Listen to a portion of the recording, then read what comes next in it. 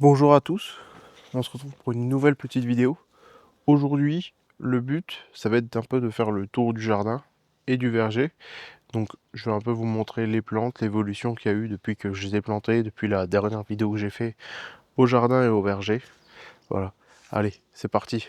Alors, il faut savoir qu'on a beaucoup de problèmes. C'est comme beaucoup de monde, j'imagine, en France à l'heure actuelle. C'est à cause de la sécheresse. Il fait très chaud, il n'y a pas d'eau. Donc, les plantes sont vraiment dans un état qui est pas terrible. Ici, on a de la chance, on a la citerne d'eau, donc on peut se permettre d'arroser que ça soit la serre, que ça soit les tomates, etc. Et justement, l'avantage qu'on a ici, c'est grâce à la citerne, on arrive quand même à avoir des aromates, des piments, des poivrons, cornichons, des concombres beaucoup. Et donc, c'est vrai que ça nous permet quand même d'avoir un peu de fruits. Mais ce qui pousse beaucoup, c'est les fruits un peu du midi, quoi. Concombre, cornichons, ça on en a eu beaucoup. Les melons, j'ai des pieds qui commencent à crever. Je vais vous montrer ça juste après dans la serre. Au niveau des cornichons, j'ai quelques récoltes à faire aussi. Ça pousse tout le temps. Celui ici à l'extérieur pousse mieux que dans la serre, paradoxalement. Parce que celui dans la serre, il y a une petite infestation de pucerons. Ça fait que ça, donc j'ai beau essayer de traiter, ça part pas. Faut espérer qu'il y ait des coccinelles qui arrivent à rentrer et qui puissent faire leur travail, mais avec la chaleur, je pense qu'elles ont pas trop envie d'aller dans la serre. Au niveau des tomates, on arrive à avoir quelques tomates, mais malgré tout, elles sont pas terribles parce que la peau est très dure à cause de la chaleur et de la sécheresse. Et malgré tout, c'est un peu compliqué parce qu'il y en a quand même beaucoup qui avortent. Justement, encore une fois, à cause de la chaleur. Tout ce qui est tournesol, ça pousse quand même un peu dans l'ensemble. Le problème qu'il y a, c'est que, comme on peut le voir aux têtes, elles penchent beaucoup parce que certaines ont des grosses têtes justement, mais il n'y a pas que ça, c'est aussi à cause du manque d'eau, on les arrose pas. On va pas gâcher de l'eau pour des tournesols, malheureusement. J'aurais bien voulu pouvoir me permettre de gâcher cette eau pour des tournesols. On préfère garder l'eau pour les concombres, tomates, cornichons, etc. qui ont une chance de donner des fruits et d'être rentables que juste pour la beauté des tournesols, quoi. Donc à mon avis, ils vont mourir s'il pleut pas rapidement. Je pense qu'ici au jardin, on a quand même un problème avec la terre qui est très pauvre et qui manque de nutriments, etc. Et ça aide pas du tout dans ces périodes-là où il faut que le sol soit un minimum résilient et qu'il soit un minimum qui retienne l'eau grâce à des bactéries, à la vie du sol, etc. Je pense que ça, c'est un gros problème qu'on a ici. On a aussi l'actinidia qu'on a mis tout au fond du jardin, qui lui dans l'ensemble va bien parce qu'on l'arrose énormément. Ce qu'il faut savoir, ce qu'on fait, c'est que par exemple, quand on se lave les mains sans savon ou qu'on nettoie quelque chose qui est pas très sale, juste qu'on utilise un peu de l'eau inutilement entre guillemets, on met ça dans un seau à côté de l'évier, comme ça on garde l'eau et on le donne aux plantes. Ça permet justement d'éviter de gâcher cette eau, même si elle est jamais vraiment gâchée puisqu'elle est retraitée, etc.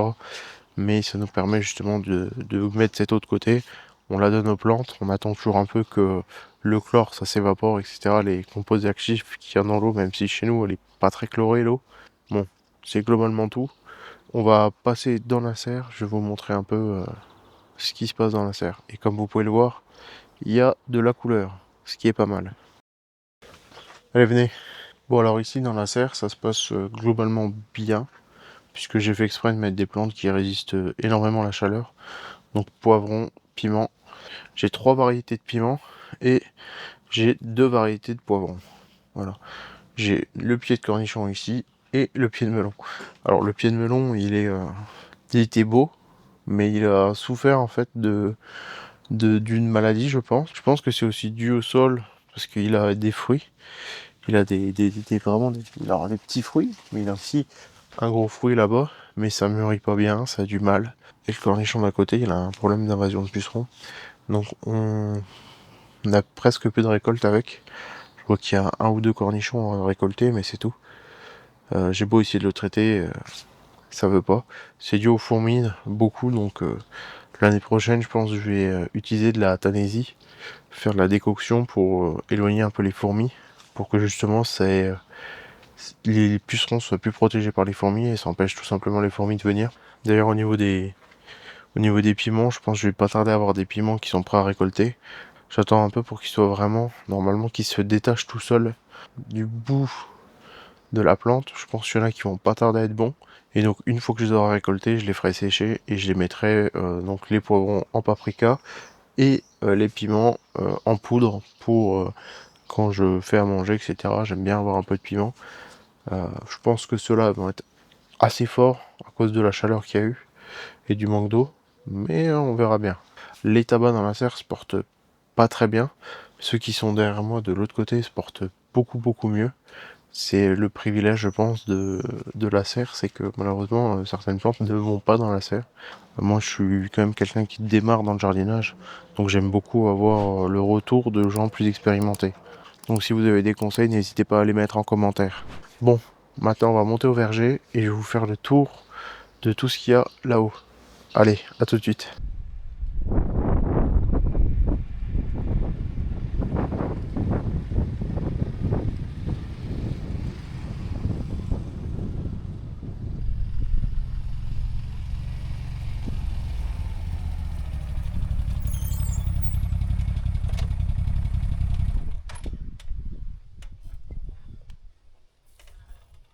Nous voilà au verger. Ici, ça se passe plutôt moyennement, je dirais. Surtout dû encore une fois à la sécheresse qui est très présente. Et malheureusement, là, je suis dans l'obligation de faire des choix sur quelles plantes, quelles zones je dois préserver, quelles zones je dois abandonner, quelles plantes je dois laisser tomber. Et ici au verger, la priorité, bah, c'est les arbres fruitiers. C'est pas les cultures, c'est pas tout ça. Et vu que l'année précédente, on a planté des arbres fruitiers, des pommiers, on a mis des vignes, un actinidia, il faut prioriser ça parce que bah, une fois que ça meurt, on ne peut plus rien faire. Donc, l'eau qui reste dans les cuves, c'est-à-dire très peu, doit en priorité aller pour ces plantes-là. Donc désormais, dès que j'arrose plus certaines zones. Je vais vous en parler plus en détail quand on viendra sur ces zones-là. Mais c'est vrai que c'est assez compliqué. Là, à l'heure actuelle, il doit nous rester à peu près 250 litres d'eau dans les cuves. Et donc sur la peu de zones où on récupère de l'eau, c'est-à-dire bah, le toit du rucher, on nettoie tout le temps la gouttière au cas où il y a un petit orage qui passe parce qu'il y a plein de feuilles de la grande haie qui est tout derrière moi là-haut qui font que de tomber et donc ça remplit la gouttière et ça bloque un peu le passage de l'eau. On veut justement garder le plus d'eau possible et c'est vrai qu'on n'a pas le choix de nettoyer tout le temps la gouttière. Donc il faut tout le temps s'en occuper, quoi. C'est chaque millimètre de pluie compte à l'heure actuelle et on ne peut pas se permettre de gâcher ça. Sachant qu'en plus, on a une cuve qui s'est cassée, donc on ne peut pas l'utiliser, et l'autre cuve fuit. Donc on est tout le temps obligé d'essayer de récupérer l'eau comme on peut.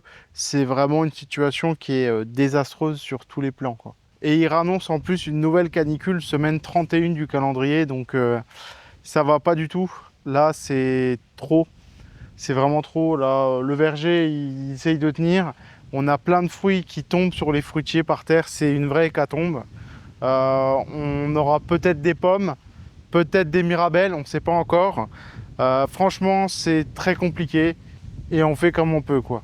C'est là qu'on voit justement nos défaillances aussi, hein, dans ces moments-là, puisque on voit qu'on stocke pas assez d'eau. Et en plus, on a eu le problème des bâches. J'avais acheté des bâches géotextiles et en fait, on s'était aperçu après coup que en fait, l'eau ne passait pas à travers. C'est censé être fait pour laisser passer l'eau, mais pas la lumière UV du soleil. Malheureusement, bah, l'eau ne passe pas non plus. Ou alors, il faut vraiment mettre énormément d'eau pour que ça commence à aller à l'intérieur, mais ça n'immerge pas du tout les racines. Donc, j'en avais mis autour des jeunes arbres. Donc, malheureusement, c'est vraiment un combo de plein de facteurs qui fait que là, on est vraiment dans une détresse hydrique assez importante. Pourtant, il y a bien plu, mais on n'a pas pu stocker toute cette eau, parce que justement, on n'avait que deux cuves de 2 mètres cubes, donc on ne peut pas stocker assez d'eau, quoi. On s'est dit, il va pleuvoir, il y aura des orages. Il n'y en a pas eu. Peut-être la semaine prochaine, la semaine 32, ils annoncent un peu d'orage avec un peu d'eau. S'il n'y a pas ça, et encore moi je me plains, mais ici il n'y a pas d'incendie, il n'y a pas une sécheresse aussi importante qu'il peut y avoir dans le sud par exemple, où là pour le coup ils n'ont vraiment pas d'eau, il fait beaucoup plus chaud, etc. Nous on est encore entre guillemets dans les belles zones de la France, celles qui sont les plus conservées. Malheureusement, jusqu'à quand? S'il n'y a pas de pluie avec des orages ou quoi pour justement irriguer la terre, ça sert à rien. Ça sert à rien. Bon, je vais vous faire un peu le tour du coup des zones de culture. C'est parti. Bon, on est sur la zone de culture des trois sœurs, donc maïs, haricots grimpants et courges. Bon, j'ai mis des cucurbitacées en général. Le problème qu'il y a ici, c'est que le maïs, haricots, courges, ça demande beaucoup d'eau. On n'a plus d'eau. Et comme je vous ai dit précédemment, la priorité à l'heure actuelle, c'est de donner l'eau aux jeunes fruitiers. Donc, malheureusement, cette zone, j'ai décidé que je n'allais plus l'arroser parce que c'est de l'eau qui est gâchée. Parce que juste, j'en ai pas assez pour tout irriguer. Et je ne peux pas me permettre de gâcher le peu d'eau qui nous reste pour cette zone-là où je ne suis pas sûr d'avoir un rendement. Voilà. Donc c'est du travail de perdu à coup sûr. De toute façon, à mon avis, il est déjà trop tard. Les haricots sont assez frêles. Les maïs sont pareils, assez frêles. La courge a toujours besoin d'eau. J'ai beau l'arroser tous les jours, il y a toujours besoin d'eau. Donc j'ai mis déjà beaucoup d'eau là-dedans. S'il fait trop chaud pour que ça pousse, je dois abandonner. C'est dommage. J'aurais bien voulu mener ce projet à terme, mais c'est pas grave. Je le ferai l'année prochaine sur la prochaine zone de culture. Bon, je suis au milieu de la zone d'engrais vert et malheureusement, elle aussi n'a pas survécu. Pour le coup, je n'ai pas arrosé une zone d'engrais vert, je trouve ça un peu idiot. Donc cette zone, elle est complètement foutue. Est-ce qu'elle a rempli son rôle? Oui, parce que l'engrais vert a poussé. Est-ce que ça aurait pu être mieux? Oui, mais après ça, malheureusement, encore une fois, quand on a une sécheresse comme celle-là, on ne peut pas prévoir ce qu'on compte faire et voilà ce qui arrive, donc c'est pas très grave. À la limite, il y a des mauvaises herbes qui repoussent, je les dégagerai. Et voilà, il faudra que je récolte les patates. À mon avis, ça sera une mauvaise récolte dans l'ensemble. Je pense pas que je vais avoir beaucoup de patates, sachant que j'en ai qui sont encore arrachées à l'heure actuelle. J'en ai retrouvé derrière moi des patates qui étaient hors de terre. Donc bon, écoutez, c'est des choses qui arrivent. Malheureusement, sur cette zone, c'est soumis aussi aux animaux, puisque je suis dans le verger, c'est au milieu des champs, il y a des bois à côté. Il y a des blaireaux, il y a des fouines, il y a des renards. Oui, ça retourne la terre pour chercher des vers ou d'autres mulots, je sais quoi. Donc c'est ce qui arrive. Malheureusement, je peux rien faire de plus pour cette zone. Il faudra attendre l'année prochaine que je la passe en culture légumineuse. Donc cette zone, c'est une zone qui va servir pour la syntropie. Cette zone, elle est ce qu'on appelle sur le A1 en syntropie. Et donc ça signifie que c'est le stade de départ, c'est-à-dire on prépare le sol, on met des légumineuses et ensuite on vient démarrer la syntropie pour que justement les premières plantes aient eu le temps un peu de préparer le sol, entre guillemets, créer une sorte de vie microbienne, etc. Donc l'année prochaine, je viendrai mettre des légumes. Donc ici, ça sera normalement mieux irrigué si j'ai mieux prévu mon coup, puisque j'aurai de l'eau en stock, en espérant qu'on ne tape pas une deuxième année de sécheresse consécutive comme celle-ci, parce que je pense que là, pour le coup, ça ferait très mal, sachant que là, déjà, quand on voit ça, on se dit tout de suite, ça va pas. Malgré tout, il y a quand même un truc marrant, c'est que j'ai des tournesols qui repoussent, j'ai aussi du souci apparemment. Il y a des fleurs de souci qui sont arrivées à pousser. Sûrement une graine égarée, je sais pas. Quoi qu'il en soit, je suis assez content. Ça a fonctionné malgré tout. J'aurais bien aimé que ça dure plus longtemps. Les belles petites fleurs bleues pour les insectes pollinisateurs, il y en avait plein. J'ai pas chopé la bestiole aussi qui venait retourner, donc sûrement un blaireau, une fouine, un renard. Je sais pas. On verra ça, sûrement jamais. Voilà. Allez, zone suivante. Ici, on est sur la zone de culture que j'avais fait autour de mes bacs mûriers, framboisiers. Alors ici, ça se passe encore une fois mal à cause du manque d'eau. On le voit, les tournesols, ils sont complètement fichus. Ils n'ont même pas tenu, les fleurs ont tout de suite séché. Et ils n'ont pas eu assez d'eau. Ici, je les ai quasiment pas arrosés, contrairement à mon jardin, où eux, je les ai arrosés. On a quand même un tout petit peu de succès ici, dans l'ensemble. Et le problème qu'il y a, c'est qu'ici, justement, c'est pas une zone de priorité pour moi. J'arrose seulement les plantes qui peuvent tenir maintenant. J'arrose plus le reste. Donc j'arrose les tabacs, les tomates, les poivrons. C'est tout ce que j'arrose. Tout le reste, j'ai décidé que j'avais pas l'eau pour arroser en permanence. Donc j'ai décidé de laisser tomber. Je mets juste un tout petit peu d'eau de temps en temps aux framboisiers mûriers, évidemment, pour les maintenir. Mais sinon, il n'y a pas grand chose d'autre à faire. Les seules plantes où il y aura peut-être un peu de succès, ça va être donc poivron, tabac, piment, les seuls que j'essaye de conserver justement. Je les arrose beaucoup, beaucoup, une fois tous les 2, 3, 4 jours parfois. Quand je vois qu'il commence à manquer d'eau, que les feuilles commencent à être toutes recroquevillées, c'est là que j'arrose parce que je ne vais pas user de l'eau s'ils n'ont pas besoin d'eau. Je pense qu'il faudrait avoir toujours un peu plus d'eau. Mais dans l'idée, je ne peux pas me le permettre encore une fois. Je veux conserver l'eau pour les arbres fruitiers et pas les plantes annuelles. C'est logique. Sinon, malgré tout, je pense que les tabacs vont quand même bien se plaire. C'est peut-être le seul succès que je veux avoir en annuel cette année, puisque les tabacs sont quand même issus d'Amérique du Nord, mais ils aiment bien quand même la chaleur, avec un peu d'eau, donc l'arrosage, ça va pas trop mal normalement. Et comme on peut le voir, ils sont pas si moches que ça. C'est vraiment pas trop mal dans l'ensemble. J'aurais bien voulu que ça soit mieux. Encore une fois, il faut que j'améliore la résilience de tout ça. Le problème, c'est que c'est aussi des sols pauvres que j'aimerais bien amender. Donc il faut que je trouve du fumier quelque part. Du fumier de tout en fait, enfin de n'importe quel animal. Avant, j'avais du fumier de, de cheval à proximité. Aujourd'hui, il n'en a plus, donc faut que je trouve un nouvel endroit où en trouver. Je sais pas, je vais peut-être aller voir avec les déchetteries, essayer de trouver quelque chose. Mais il va falloir absolument amender tout ça parce que ici, c'est juste pas assez résilient. Il n'y a pas assez de vie dans le sol meurt, le sol est à nu. Ça va pas. Je trouve que personnellement que ça va pas. C'est pas la méthode de culture que j'aimerais mettre en place. Mais bon, on fait comme on peut avec ce qu'on a, encore une fois. Il faut aussi les protéger des escargots parce qu'ils sont très friands de leurs feuilles. Et le problème, c'est que si, par exemple, vous voulez faire des cigares avec votre tabac, il va absolument falloir les protéger parce que s'ils commencent à faire des trous, ça va faire pourrir la feuille, etc. Ça va pas bien se conserver. Il faut vraiment les protéger. Donc moi, je mets des petits granulés bleus en anti-limaces, ceux qui sont bons en agriculture biologique. Il n'y a que ça, je trouve, pour les protéger parce que sinon, ils peuvent vraiment faire des ravages et j'ai des feuilles qui sont entièrement mangées par les limaces. Ça, c'est, ils peuvent vous manger tout un jeune plant. Ça c'est en une journée, vous revenez, il y a toutes les feuilles de manger. Heureusement, les tabacs, une fois qu'ils sont bien implantés, ils sont quand même forts et ils résistent. Mais sinon, c'est pas la peine. Donc j'espère aussi que les piments, poivrons vont donner des fruits. Je pense que c'est les seuls qui vont peut-être pouvoir donner quelque chose avec un peu de tomate cerise. Mais la peau est vachement épaisse à cause encore une fois de la chaleur et du manque d'eau. Je sais pas trop, ils sont plus petits que ceux que j'ai mis dans ma serre. Bon, ils ont moins de chaleur, ils sont moins... Je m'en occupe moins, forcément, j'ai moins d'eau, etc.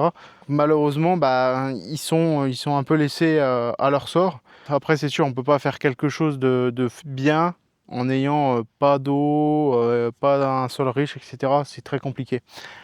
Quoi qu'il en soit, on aura peut-être encore quelques murs. Je vois elles commencent à noircir, en espérant qu'elles aient un peu d'eau. Donc j'en profite pour mettre, dès que je peux, un fond de seau pour bien arroser quand ils sont en fructification. C'est ce que j'avais fait pour ce mûrier ici, c'est ce que j'avais fait pour les framboisiers derrière moi. J'essaye vraiment d'arroser un maximum parce que justement, il faut quand même conserver tout ce qui est perpétuel. C'est important, je pense, dans ces périodes-là, de privilégier ça plutôt que d'essayer d'avoir quelques récoltes sur les annuels. Voilà. Bon voilà, je pense que c'est tout pour cette petite vidéo où je fais le tour de mon jardin et de mon verger.